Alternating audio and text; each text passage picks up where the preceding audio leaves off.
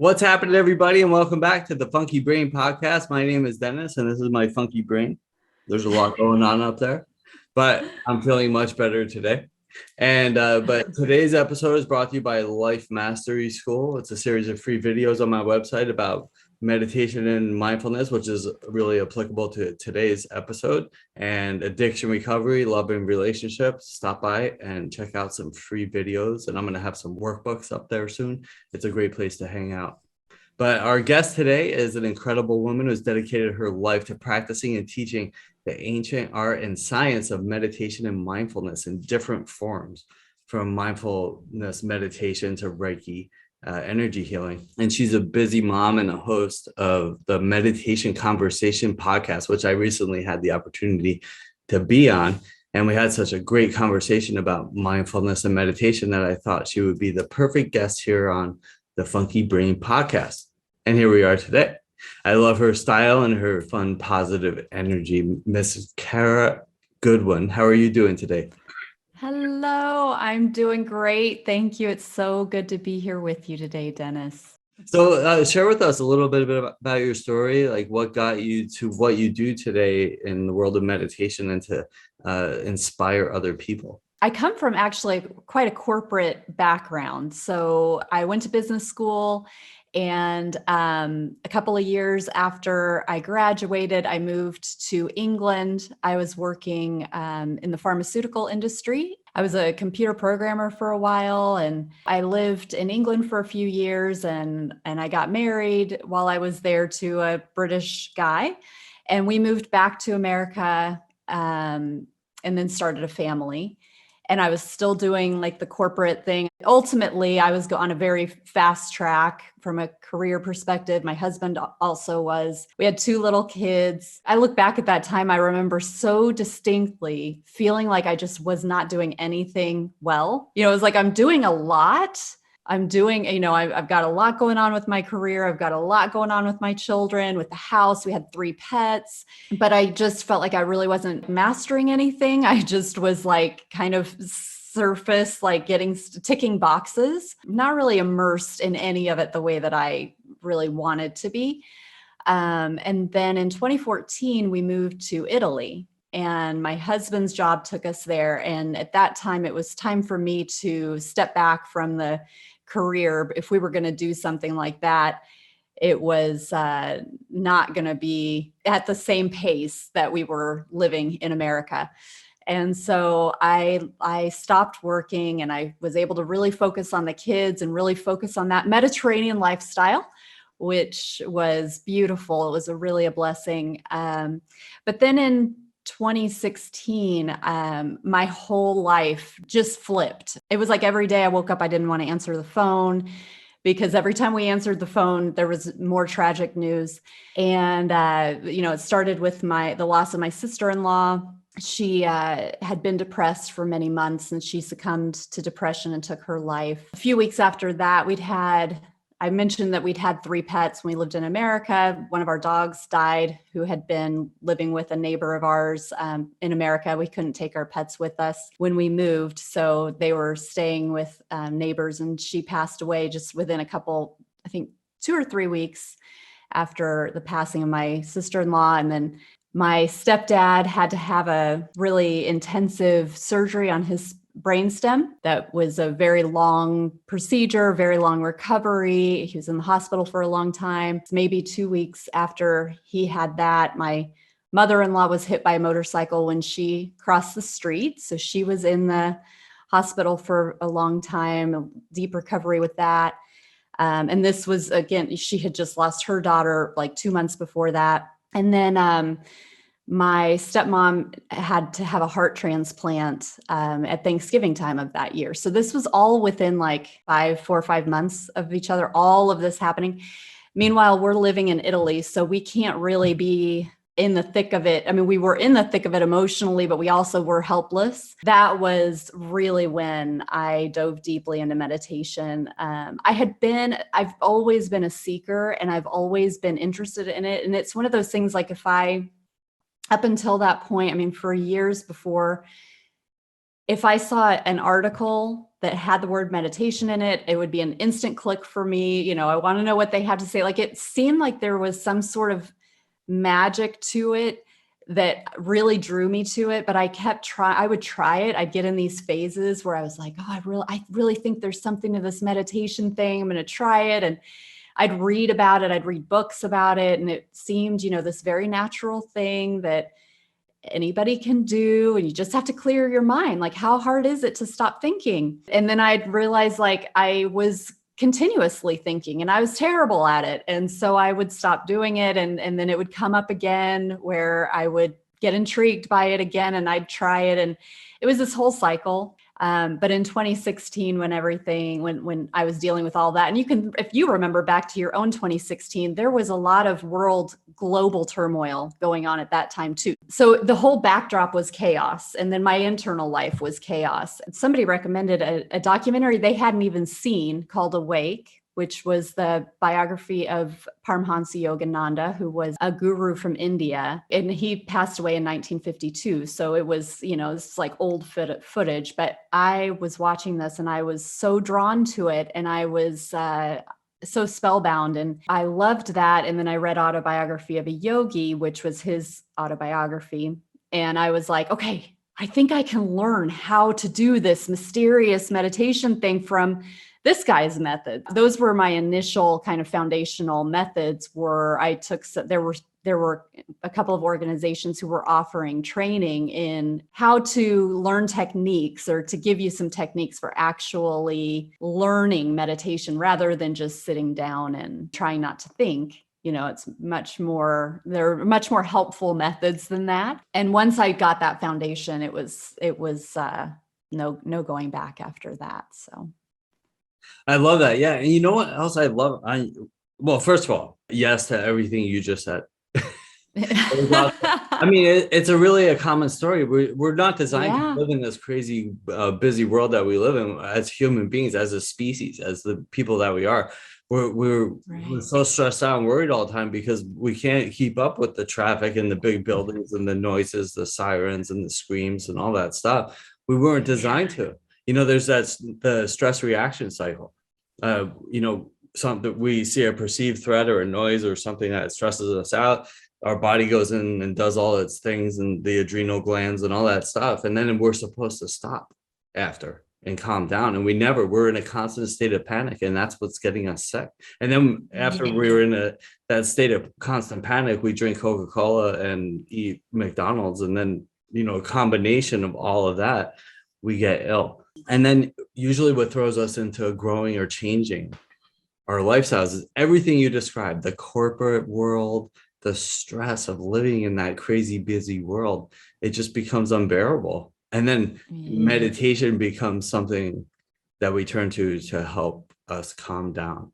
And I love what you said on your website. And I want you to talk about this. I enjoy pairing the ancient techniques with modern scientifically proven research, because we live in a different world now. You know, 2000 years ago, or even a couple hundred years ago, it was like, you know, we didn't have all these things that we just talked about. There was like, oh, I wonder if I'm going to eat today. I'm going to sit under this tree and think about that for a while. You can't really do that anymore. There's a lot going on. So talk about the modern world and applying these things. That's a great point. I mean, this is what I love, is that there are these timeless techniques. You've got, you know, Buddhism is entrenched in it, you know, it goes back thousands of years, and the yogic principles and literature, their ancient texts go back thousands of years. And so people have been using like this key of meditation has been used for millennia. Science is just starting to catch up. There's an interesting book that I have been reading. What's it called? Altered Traits, which is written by a couple or two scientists from some Ivy League school, let's say. They were sort of the grandfathers of all the research that we now have in terms of meditation and the benefits. And what's interesting about this book is their whole purpose of it is to parse through all of these studies to really figure out which ones have merit. Because we can take a study, and we see this across industries, and we hear about stuff like this, and people can get uncomfortable talking about it because we really want to latch onto our scientific research and to be like, the scientists said, and then it validates everything. And yes, and there is deceit going on as well, where people, they have a hypothesis, they want to be right, and they want it to be sexy. They want it to pave the way for them to get more research, to say what people, what they're out to spread. And so what these authors are trying to do is to say, okay, well, we all know, or you may have heard of this study that says that meditation does blank, that it will cure your diabetes. I'm making that up, but the study that actually did this, it only had 11 participants, and the questions that they asked weren't up to scientific rigor, and they didn't have a control group that was, because what the really good studies, they take meditation and then they take something else that new and beneficial that you're introducing into your life, like exercise, or like just a relaxation, rather, because meditation goes beyond relaxation, but something that's kind of new, and it's triggering that within you to say there's a change here, and it gives you expectation, positive expectation. And so they're really wanting to get the rigor to say, like, this is where we really see the benefit of meditation. And some of those studies drop away because there's been a huge exponential since like the 90s, coming in the last 20 years. It's been like, this is such a popular area of research. So I'm really enjoying that book just because they are meditators. They were pioneers in doing meditation research. They were some of the early, back in the 60s and 70s. I hope I'm getting all my dates right. This has been through the Cara filter. So it's like what I've read and then absorbed and then been able to accurately transcribe through my filter. So I can't remember if it was the 60s or the 70s, but anyway, they were some of the early Westerners who were going to India, studying, with Himalayan sadhus and really like feeling this change within themselves, which is why they wanted to go and study what is actually happening. They came back. This is like one of the people they talk about is the person who created mindfulness-based stress reduction, which is a very secular form of meditation where, a lot of the, like if you were to go to the Himalayas and study with a sadhu there who lives in a cave, they will likely be very spiritual, and that will be a big part of their practice. Mindfulness-based stress reduction tries to take it really more from a secular perspective, to be like physiologically, we're trying to improve things, but to keep it, so that you're not, so that it doesn't have like that spiritual element to it so much. But anyway, they have been so transformed, and they experience such transformation from going to these meditation retreats, sitting still and in silence for hours at a time, but feeling this difference, like feeling a shift within themselves where they're like, oh my God, this is like, it's like this magic where you're realizing like your power is within you, and how the physical body is just one piece of something much bigger. And it was such a shift and such a change for them that they for one brought it back to America to try to make it as culturally applicable to the masses as they could, but also to study it and be like, what is happening here? Like, what's really happening? Because I feel it, but like, what can we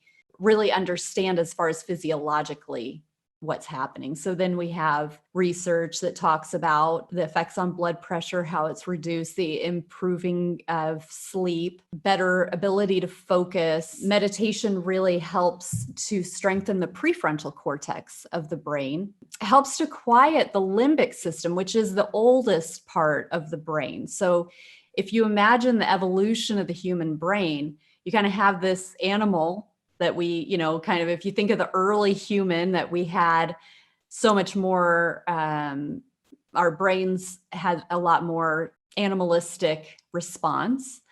And as we evolved, the brain evolved, and it kind of, if you can imagine, we added layers like as we went. And so the prefrontal cortex is kind of the newer part because it's one of the most evolved. And it's here in the forehead. And this is also associated with the third eye. So if we look at it from those ancient, the chakra system and the ancient traditions where meditation has really been birthed, they talk about the third eye. But this, from a Western brain perspective, is the prefrontal cortex. And so in meditation, you're bringing a lot of your awareness here, and it strengthens your prefrontal cortex. And your prefrontal cortex cannot work at the same time as your limbic system, which is that older, lower part of the brain. And the limbic system is where we have our anger and our rage and our frustration and our knee-jerk response and our fear. So if they do if they're scanning your brain when you're feeling those or they induce those kind of emotions, that's what's going to be lit up, is your limbic system. That's where all of your response is coming from. When you're feeling creative, patient, altruistic, positive, joyful, thoughtful, that happens with the prefrontal cortex. So likewise, if they induce those kind of responses within you in a study and your brain is being scanned in an MRI, that's the area that's going to have the activity. You'll see the prefrontal cortex lighting up. Well, where your awareness is where you're bringing your energy, where the energy is automatically flowing, and it's strengthening that area. So if you imagine you're lifting dumbbells, and you have a lot of energy focused on your bicep. That's where all the energy is going, because that's what's doing the lifting. That's what's being stimulated. Well, in meditation, if you're bringing your conscious awareness to the front of your brain, you're stimulating the front of the brain. You're stimulating that part of you that brings you joy, that part of you that is activated when there's joy, when there's concentration, when there's peace, when there is unity. That's another place. When you're feeling separate, you're this is me, and and I'm me, and you're you, and we're different. That's limbic system talking. When there's unity and I'm seeing how I'm connected to everything, I'm utilizing the prefrontal cortex. So the more we're engaging with the prefrontal cortex, the more that starts to become our default state, even outside of meditation. So that's the key. You want to be able to learn how to meditate, but the key is not to become the best meditator that you can be. The key is, how do I use meditation to become the best version of myself as I'm moving through life, whether I'm in meditation or not? And so the stronger your prefrontal cortex, the more you're setting yourself up to just have that as your base, so that I'm approaching life from joy and from love and from unity and from creativity and from freedom and all of these higher, the higher aspects of who we are. That's how we strengthen that, so that that's our go-to, and that's our launching pad for life as it comes toward us and at us. Yeah, what a great explanation. That I refer to the happy chemicals a lot and how they're cumulative. And but they also get used up. It's like gas in the car. You put gas in the car and you go for a long drive, and then you got to put more gas in the car. And you need your reserves. Exactly. Yeah. And then so when we meditate or live that type of lifestyle, then we produce the serotonin, oxytocin, melatonin. Our bodies are amazing machines. They adapt to what we do, and they can adapt to anger, sadness, pain, and all that stuff, or they can adapt to peacefulness, mindfulness, unity. I love that explanation that you just went through. And but I know it's important for people to know it's a practice, right? They say your meditation practice, you have to practice, and most people don't get past the first oh, I tried meditating for 5 minutes and it didn't work. And most people don't get past that because they don't, everybody says the same thing. And I'm sure you hear it all the time too. Oh, I can't sit alone with my mind. Yeah. I can't sit in silence with our mind. And then there's that philosopher, and I forget who it was. He said, all of man and women's problems come from our inability to sit quietly in a room alone. Yeah. We have to always be doing something or making money or impressing people or doing this or doing that. And we never take time to be. And what's that old saying in meditation world? We should meditate for 20 minutes every day, unless you're really busy. And then you should meditate for an hour. Yes, right. Yeah, if you have a big long to-do list, then you should meditate for an hour. You got to make time for that. But Yeah. I also love another thing you had on your website was what you wrote in a sense. It was about from the rising vibrations of the group, because meditation creates peace around you, not only within you, but around you. And you kind of talked about it with the unity, but talk about that a little bit more.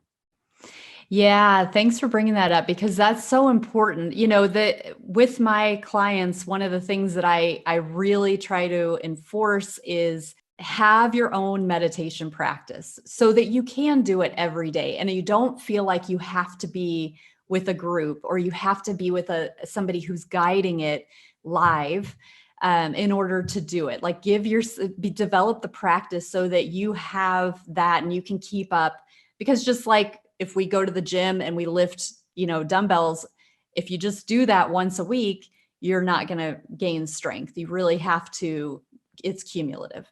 But when you are in a group, there is this dynamic because we are all energy, and I can really get pretty woo woo if you're as far as there's like I don't know if you're familiar with that expression. Some people aren't, but like when it starts to get too like airy fairy, and etheric and not practical. Sometimes when we start talking about energy, it can start to feel less grounded. But it's true, Einstein E equals MC squared. That is, everything is energy. So our bodies are energy, and everything, we have auras that some people can see. You can have a picture taken of your aura so that you can see it. It can be measured by, devices that show when you start to get into your auric field. This is your energy. You have an electromagnetic field that goes beyond your body, and we all do. And when we go into meditation, we start just very naturally creating this energy. The group can do it, and sometimes when I'm leading meditations, I'm calling it out, and I'm like having people like feel into that space around them and feel into like that they're growing the space around them, and their consciousness is more aware of the space around them, and then it's starting to like merge, and we're all coming together, and there's strengthening that. And it's really interesting what you can perceive, like how it can help you to tap into what's already happening. But even if you're not calling it out, it can be a lot easier to keep your focus and to go deeper into stillness when you are with a group. And it depends on the level of experience within that group. If you're with a ton of beginners and no instructor, you might not notice anything. But because we are all different, we're energy, and energy vibrates. And if you're familiar with frequency, people talk about having like a high vibration, high frequency. Vibration is the actual thing that's happening. Frequency is the measurement of that. So they're interrelated, but they're not technically interchangeable, but I tend to use them pretty interchangeably. But as you get deeper into stillness, the vibration naturally begins to rise. And when you're in that stillness and the vibration is rising around you, your vibration itself begins to rise. There's something in physics that is called, I believe it's physics would be the right branch of study, but and it's called sympathetic resonance. Are you familiar with I have not resonance? heard that. No. Oh, yes, I have heard the term. Yes. Okay. Yeah, you feel by what other people are feeling, you kind of latch onto that Yeah. vibe. Right, because it's resonance, two things that are resonating, and the way that it works is that the stronger one will win. The stronger one will absorb the lower one. But you can see this illustrated if you have two stringed instruments in a room and you pluck one of the notes of one of the, if you have a guitar over here and you have a guitar over here and you pluck the string of one of the notes, the same string of that note will begin vibrating on the one that wasn't touched, the other guitar that wasn't touched. It's because of sympathetic resonance. That vibration is moving on the airwaves and it's hitting the other instrument and it's causing it to vibrate because they are the same. And you can YouTube this. There are beautiful illustrations where people show this. So you don't have to take my word for it. It's not woo-woo. it's science. Yeah. That's great. But we all have this vibration within us. So if you are around people with a higher, stronger vibration, you will naturally begin resonating at that higher, stronger, like you'll just start lifting up to match. You will. That's why if you are, around somebody who calms you, that's how that is happening. Or it can happen that the stronger one is the lower one. And I'm sure you've experienced that too, where you're with somebody and you suddenly realize that you don't feel better than when you came into that room, But typically in the ideal conditions, we have the higher frequency, the higher vibration that is helping the other vibrations to lift up. And that's something beautiful that can happen in a group meditation. Yeah, that is really great. And I talk about that with my clients, and it's a common coaching thing, but establishing healthy boundaries with consequences. And it's like if you're constantly surrounded with people that are bringing your energy down, then either stop hanging out with them or drastically reduce the amount of time you spend with them. Otherwise, that's how your life goes, right? So, and it includes family too. And people don't think that, oh, I can't stop hanging out with my mom. Well, you don't maybe not necessarily have to stop, but you can limit the amount of time. Like you can notice the amount of time you can hang out with mom or sister or brother or whoever's dragging you down, and notice every time you hang out with them when your energy starts to drop, and then establish that boundary. So I can only hang out with mom maybe for an hour before my energy drops. Well, establish that. Say, I got an hour and then I'll see you next week. And same with friends and everybody you surround yourself with, because you want to maintain that higher energy. So right. And that even goes with media. What are you watching? Oh, totally. What are you reading? What music are you listening to? Music is pure vibration.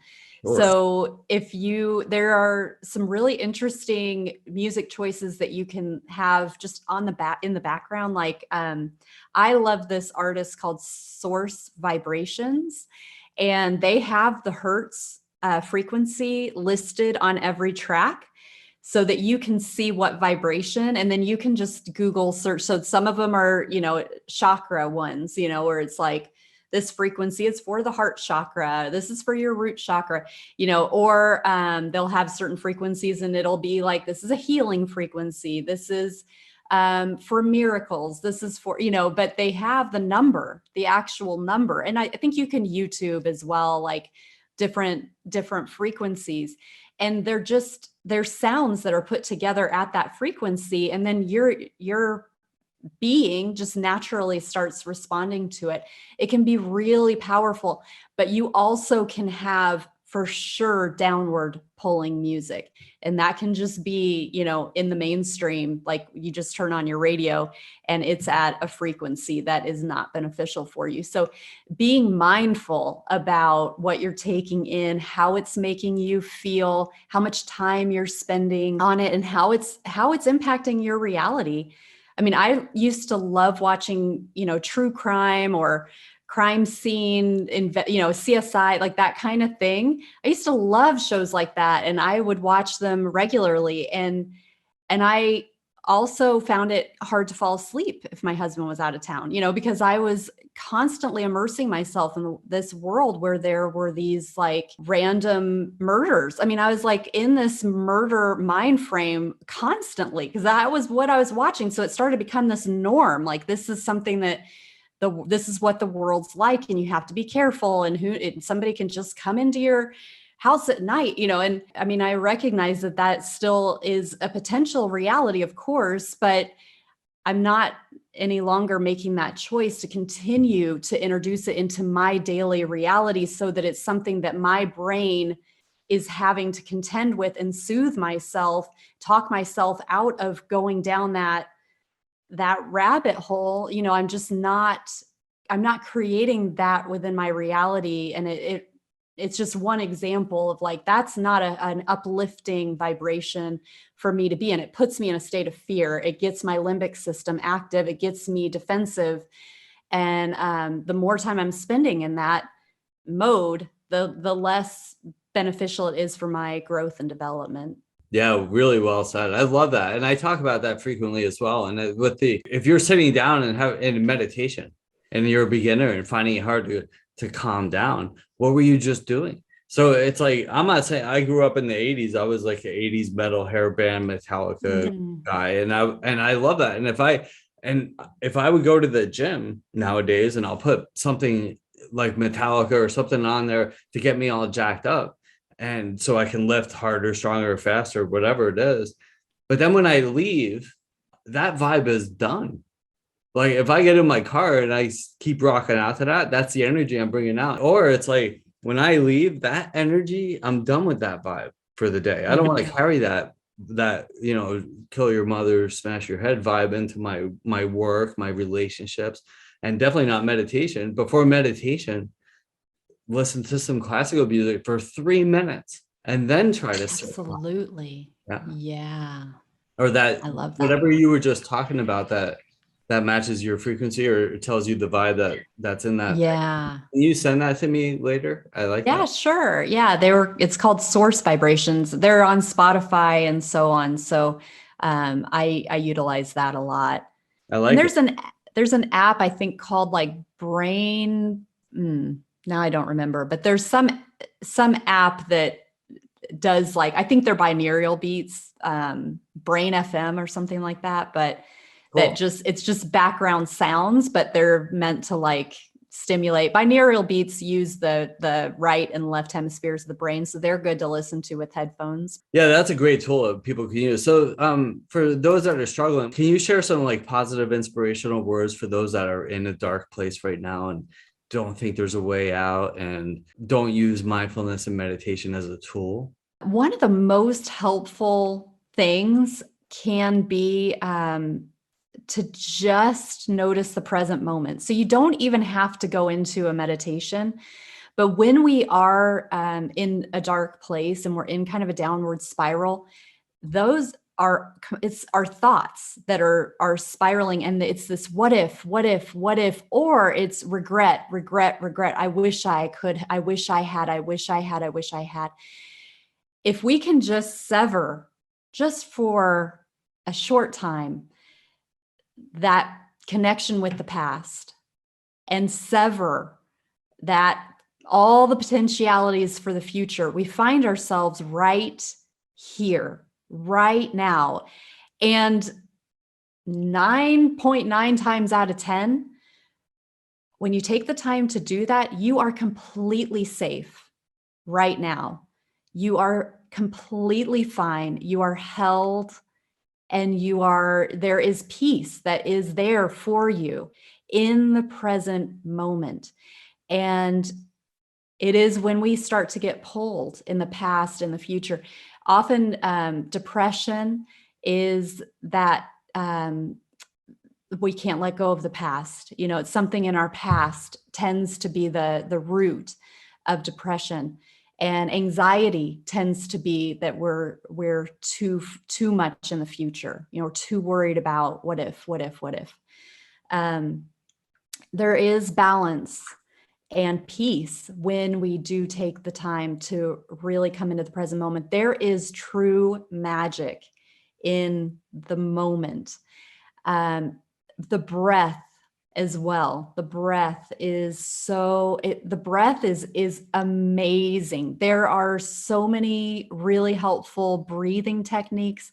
I love Wim Hof. Are you familiar with the Iceman? Yeah, his methods I've been using for weeks, and they're because I come from a yogic background, with Yogananda being the foundation of everything. He was a yogi, autobiography of a yogi. So like pranayama, those are yogic breathing exercises. So there are a lot of yogic breathing exercises, but Wim Hof has again, like you've got that secular approach with Wim Hof. But he has a really amazing breathing technique, and it works on your body from a physiological perspective, that this particular breath gets your body in an alkaline state, because it delivers, you're bringing in a lot of oxygen really quickly and releasing less carbon dioxide. So it's like an oxygen buildup. And so it's just incredible. He's got a lot of videos, and I won't speak for him, but I would encourage anybody who's curious about that. You can download his app, and unfortunately, I don't have any affiliation with him. I would love to say I'm being paid to say this, but Wim, if you're listening, here's my email. But no, he's got some amazing videos that talk about the physiology, and he's done some research where he actually went into a hospital with 12 people that he had trained, and or maybe those were two separate studies. I think they were two separate times, but same results. All 12 of them had the same outcome.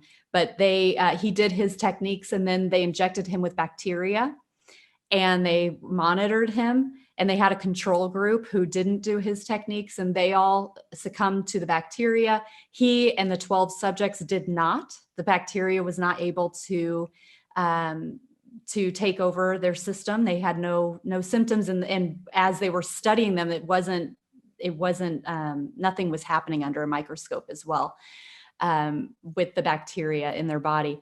So there's a very healing. There's a lot of healing that can happen with the breath. But even in the moment, if you can make sure that your breath is moving your tummy, so taking those deep, slow breaths, that engages your parasympathetic nervous system, which is your rest and restore and regenerate. So when you're breathing down into your tummy, you're giving the body a signal. Your whole body receives a signal that says, oh, if I'm breathing into my tummy, everything's okay. Because if we're in danger, we go into fight or flight. That's the sympathetic nervous system. That's a shallow breath up in the chest, and it gets our limbs ready for fight. So when we are in that state of fight or flight or freeze, we are having a shallow, short breath up in the chest. When we're okay and we're relaxed, then the belly gets engaged, and the whole body receives that. And it's like, oh, okay, we can relax. So in the moment, just taking some deep breaths, just feeling like it's going all the way down into your hips, and the hips are receiving oxygen, and the nice slow exhale. You can even extend the exhale to be longer than the inhale. That increases that signal that says all is well.